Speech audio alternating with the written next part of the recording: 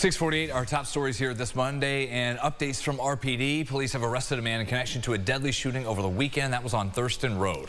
50-year-old Malcolm Bryant charged with murder, attempted murder, and 2 counts of criminal possession of a weapon. Well, police tell us that just around 12:30 Sunday morning, Bryant and a friend of the victim were in an argument at a local bar, all of them asked to leave. As the victim and his friend were leaving the establishment, police say Bryant shot Robert Prescott. He was the one who was sadly killed. RPD says Bryant was arrested after a brief chase, and he's expected to be arraigned at 9:30 this morning. A man is in the hospital right now following a stabbing here in the city. That was around 2:15 this morning. RPD responded to Cottage Street near South Plymouth and found the victim in his 20s and rushed him to the hospital. He's expected to survive. What exactly happened just before the stabbing is still under investigation. At this point, no arrests have been announced. And in further breaking headlines, Monroe County deputies need your help to find this missing 15-year-old girl. Take a look. This is Raquel Castro, last seen leaving her home in Penfield last night, sometime around 10:40.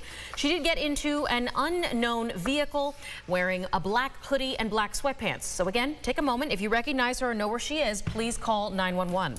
Happening today, a registered sex offender accused of carrying out a deadly double shooting in Rochester is due in court once more.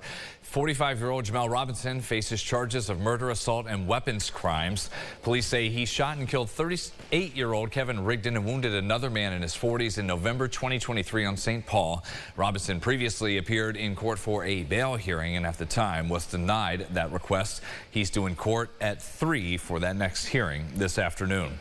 Sunrise traffic 10 minutes to go until 7. It's a little stop and go due to a minor fender bender involving multiple cars 490 eastbound at Mount Reed. So coming right there into our picture from our Greater Rock Sky Eye. Another accident with first responders on scene within the last 5 minutes. West Henrietta Road at Calkins Road. We'll bring you an update coming up here at 7:25 with your Sunrise traffic.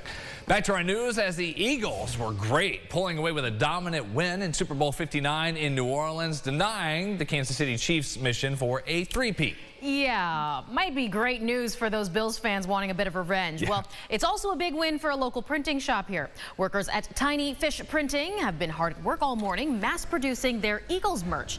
As of 3 a.m., we checked in with them in the first shipment of 5,000 newly printed Eagles Championship Super Bowl women's t-shirts, all sent out, trying to make it into the storefronts before opening today.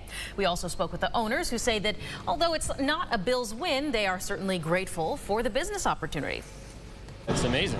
It's great that we even get to do something like this, and it just doesn't go to some like big no-name printer nobody knows. Like, it's all these kind of regional shops banding together to do all this work, and it feels really great. It's a really good opportunity for the staff and for us as a company. And if the orders stay strong, they say they're going to be printing again and all throughout tomorrow morning. This, by the way, is Philly's second Super Bowl in 8 years. The first half was all Eagles, 24-0 at halftime. Rookie Cooper DeJean coming up big on his birthday with a pick six. What a moment for his career. Things were not clicking at all for Patrick Mahomes and the offense for Kansas City. He got sacked 6 times, the most ever in a single game for him. And you can't forget about the Super Bowl MVP, Jalen Hurts, who had a game completing 77% of his passes, 221 yards, 2 touchdowns in the air, and 1 on the ground as well. Well, while there were some spots upstate hosting anti-Super Bowl gatherings, of course, keeping that loyalty to the Bills strong, we did find a local bar and restaurant where Eagles fans flocked together. It's inside the Distillery on Mount Hope Avenue. Rochester's Eagles have made their nest there, cheering on the Pennsylvania champions. They love to watch, and from what they tell us, they've been showing up and showing off for their pride all season long. It's always better watching Eagles games with other Eagles fans. Yeah, win or lose, it's better. Right, even though we're 400 miles from Philadelphia, but, you know, it's always better. Eagles fans, we outside. 2025, we ain't come to play. Kansas, I love y'all, but them Eagles about to blow the whistle. Hey, right? We ain't come to play. We came to win. Well, one of the chefs also tells us the bar has been a hot spot for the entire season. The fans spread out all over 3 floors of the bar. Well, now certainly those fans are going to have to wait for next season to bring the same energy and embrace the friendship the sport has created for them. But hey, I think they're going to be back there celebrating today. Yeah, that is their home. President Trump made history becoming the first Commander-in-Chief in office to attend the Super Bowl. And just before the game made more headlines as the president says the U.S. will impose 25% tariffs on all steel and aluminum imports, including from Canada and Mexico. President Donald Trump, in some of his policy updates, taking aim at the U.S. penny in a quest to cut government spending.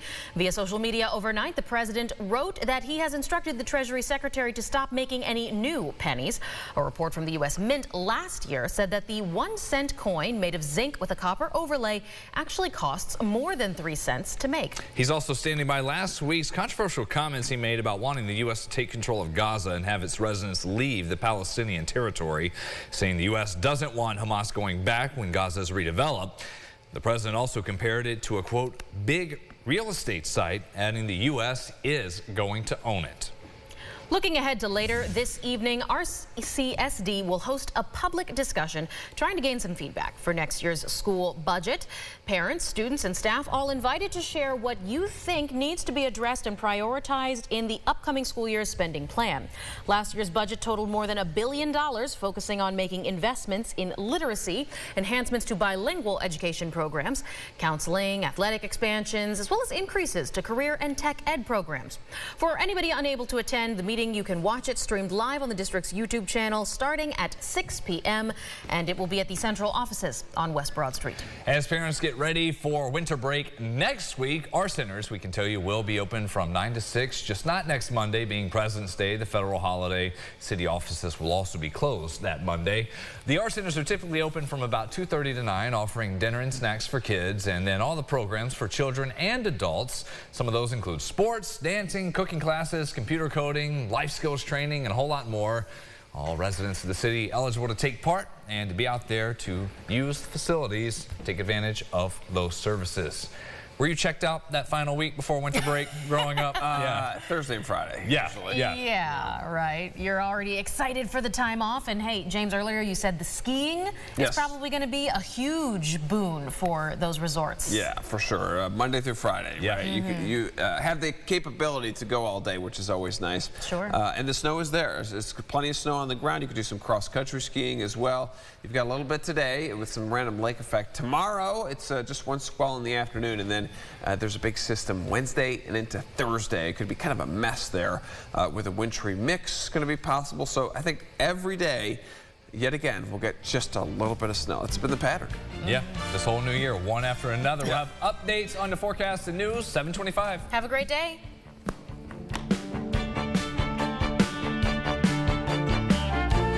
Follow News 8 wherever you are on RochesterFirst.com, Facebook, X, and on our app for news and weather.